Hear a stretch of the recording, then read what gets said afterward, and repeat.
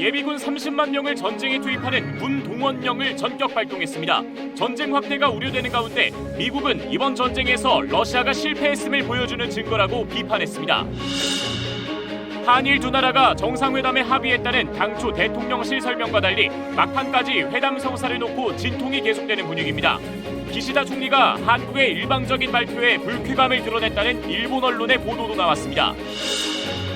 영빈관 신축 예산이 논란이 된 데 이어 대통령실이 대통령실과 경호처 공사 비용 등으로 내년도 예산 58억 원을 추가 요청한 것으로 확인됐습니다. 대통령실은 용산 이전과 무관한 예산이라고 해명했습니다.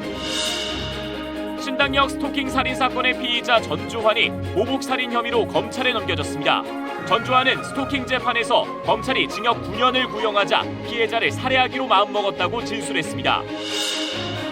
부산 엑스포 유치 홍보 목적으로 다음 달 열리는 방탄소년단 BTS의 무료 콘서트와 관련해 정부가 10대 기업들의 콘서트 비용을 협찬해달라고 요청한 것으로 확인됐습니다. 단독 보도합니다.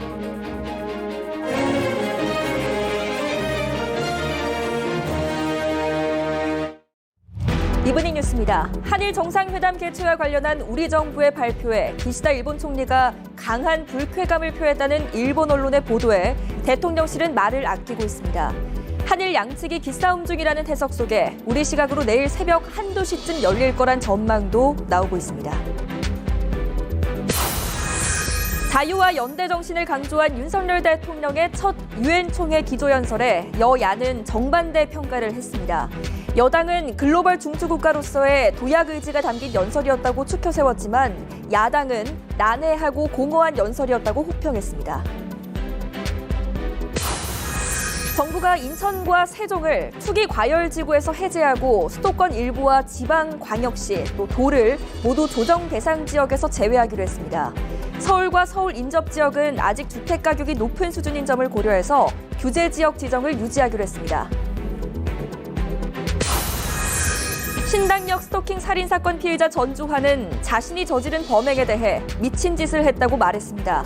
전주환은 중형이 예상되는 불법 촬영 재판의 선고를 앞두고 피해자에게 앙심을 품고 범행을 저지른 것으로 조사됐습니다. 탈북어민 북송 사건을 수사하는 검찰이 김현철 전 통일부 장관을 이틀 연속 소환했습니다. 서훈 전 국정원장과 노영민 전 대통령 비서실장 등 문재인 정부 고위 인사들의 소환도 잇따를 것으로 관측됩니다. 미국 중앙은행인 연방준비제도가 우리 시간으로 내일 새벽 기준금리 인상 여부를 발표합니다. 이번에도 0.75%포인트를 인상해서 3회 연속 자이언트 스텝을 밟을 거란 전망이 유력한 상황입니다.